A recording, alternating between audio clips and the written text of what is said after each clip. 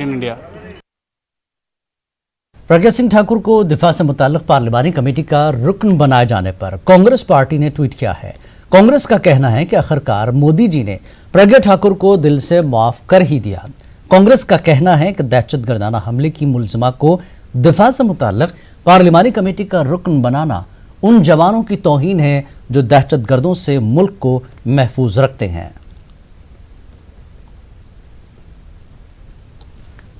और सियाचिन ग्लेशियर में बर्फानी तोदे की जद में आकर शहीद हुए फौजी जवानों को खराज अक़ीदत पेश किया गया। नुब्रा वैली में फौज ने इन शहीदों को खराज अक़ीदत पेश किया।